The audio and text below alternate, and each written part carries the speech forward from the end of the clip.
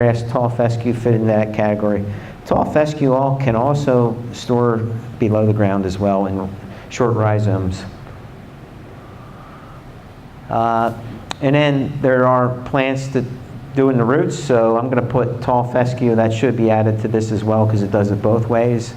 Brome grass, this happens to be smooth brome. Paige was talking about another type of brome grass, which is prairie grass, prairie brome, which is more in the stem.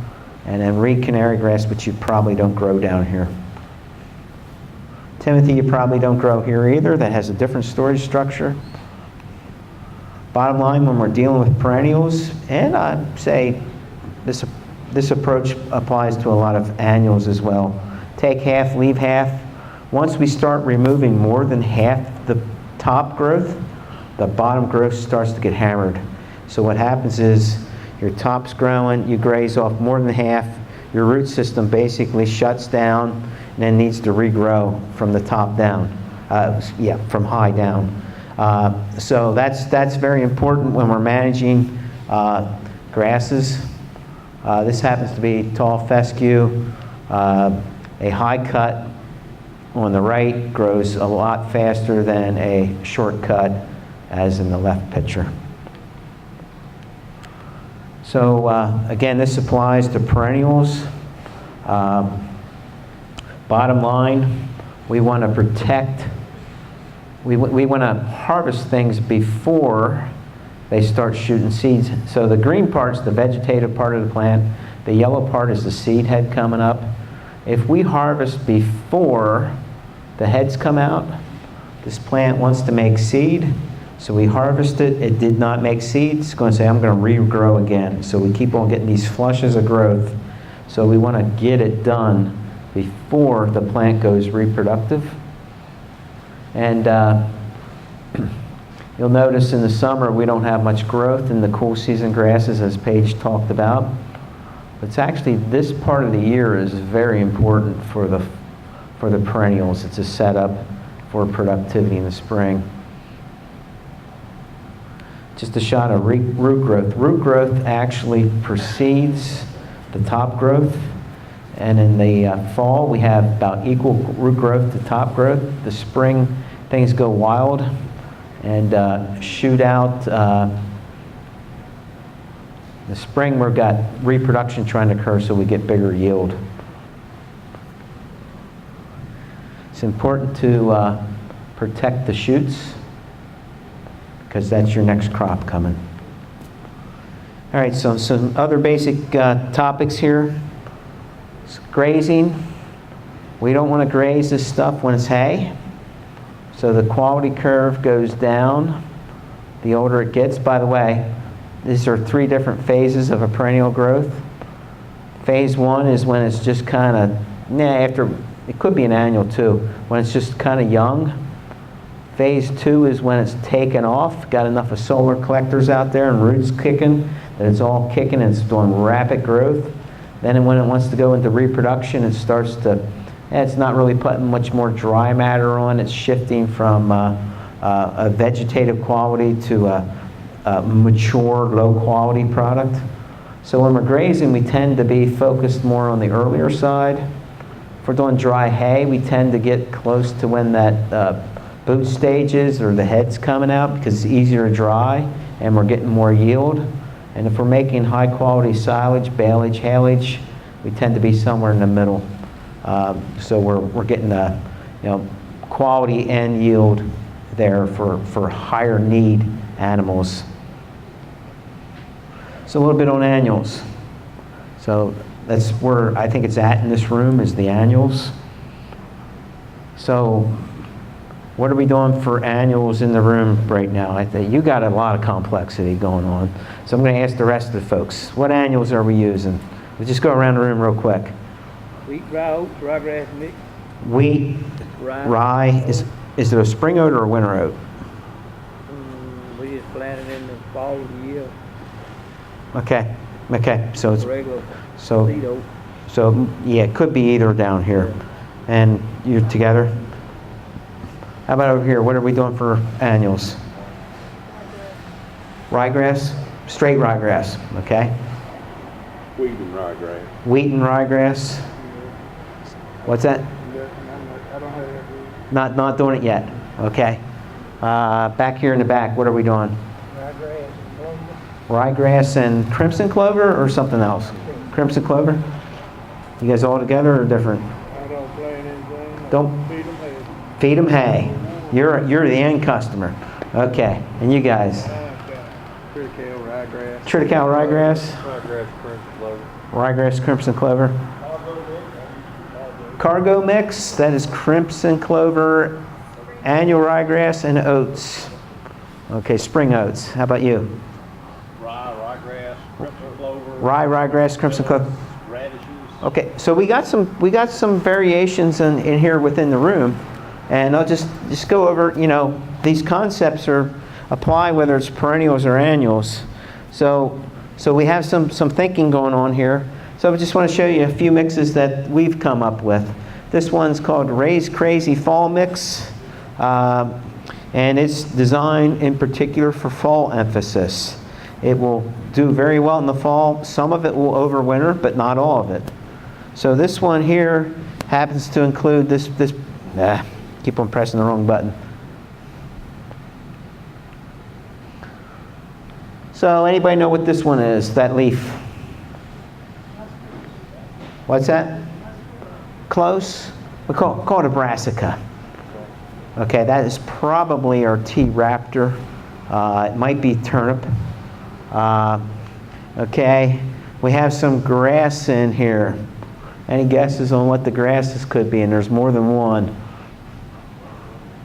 I think I heard ryegrass. So the shiny leaves are the ryegrass, the annual ryegrass in particular. We got another broad, wide grass in there. Rodney, you going to answer that one? That'd be triticale. Okay.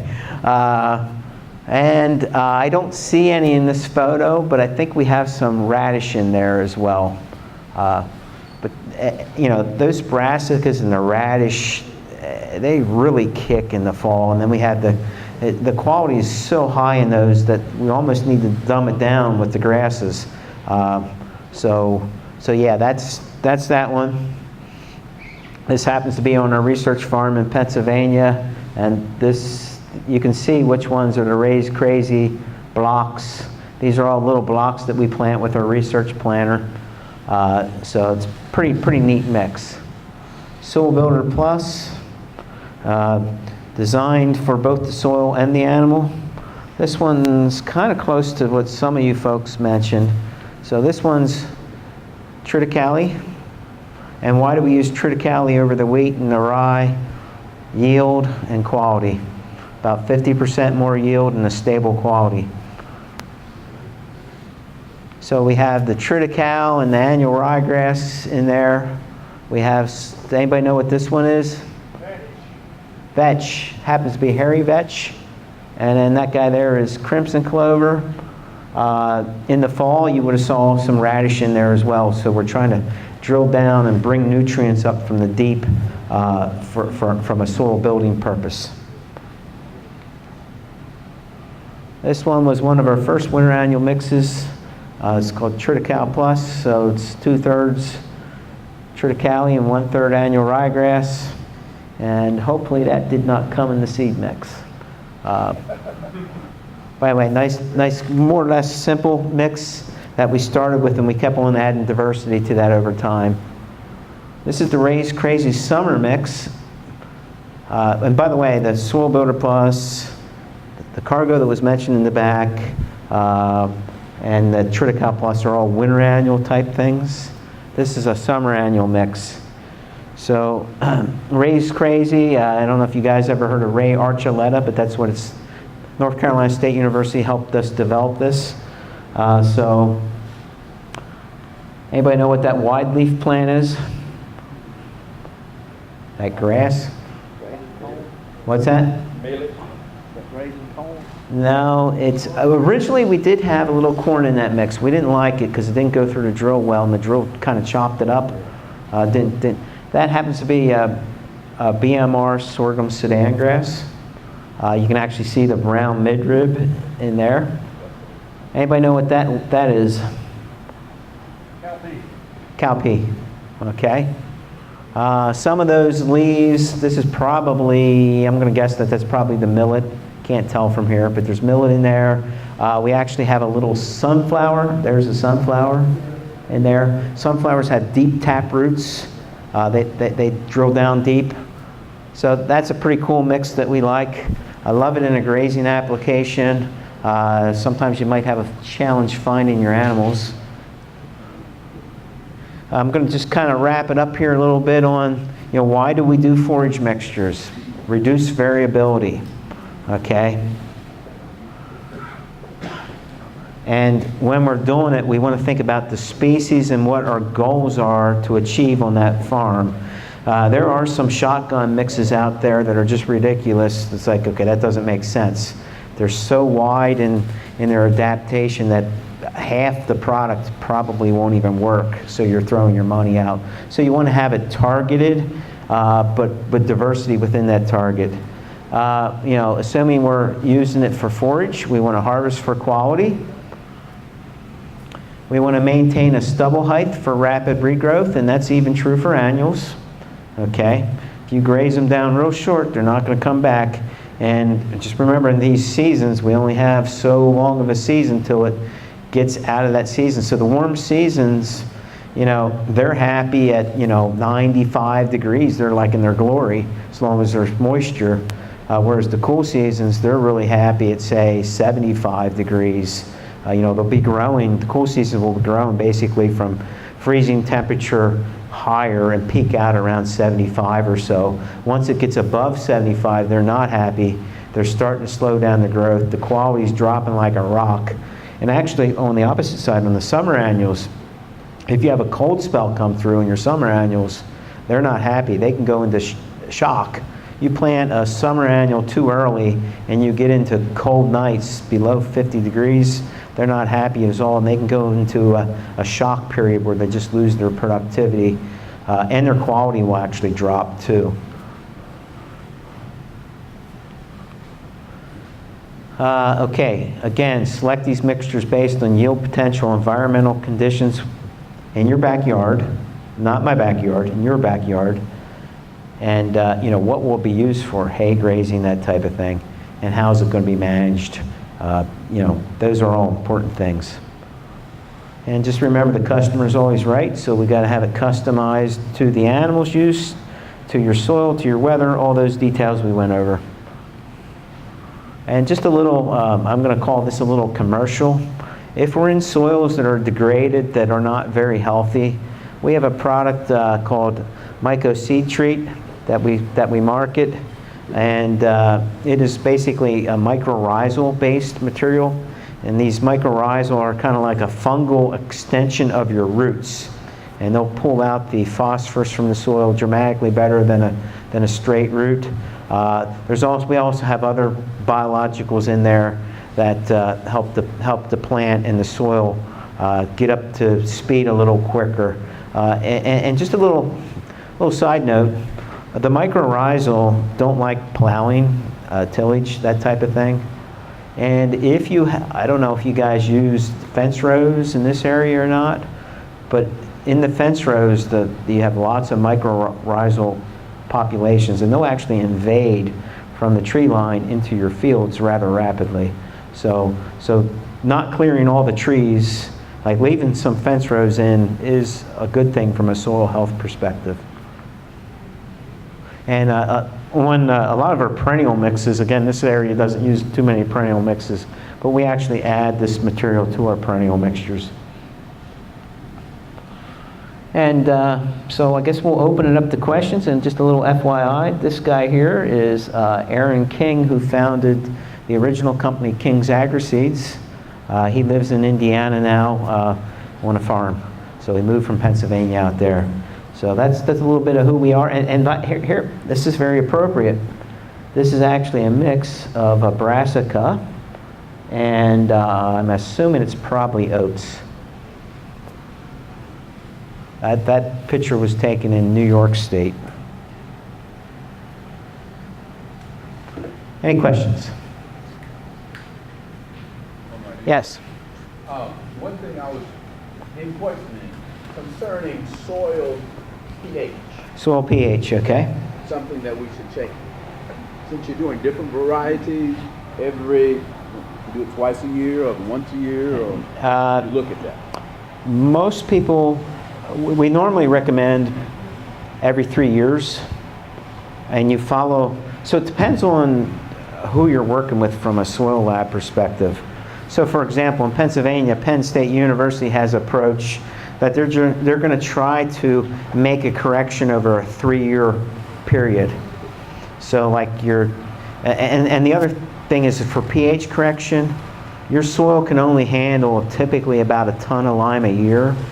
So to throw on, say it calls for 3 tons, you don't want to put all 3 tons on one point. Number one, you'll go broke in the process. Number two, it's not going to really be utilized properly. So I would check with your lab to see what their theory is behind their recommendations. So there's some labs have theories that they're just on maintenance levels, and they hope that you're going to build it up on your own. Other labs will try to fix it in a short period of time, and then you got labs that will take a mid-range approach. So no more than once a year. A lot of people will do every other year or every 3 years. The other thing is you want to do it the same basic time of the year, because it can impact, because you're looking at trends from, okay, my soil test was here, now it's here, and if you start bouncing around with your testing dates, it can impact that. Good question. First thing to focus on is pH. Most of our agronomic crops do best around 6.5.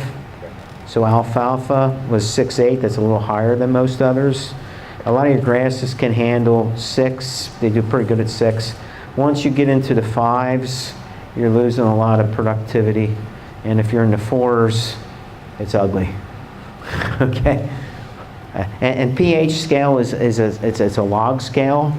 So so from a 5 to a 7, it's a 100-fold difference in the amount of hydrogen that's in the soil.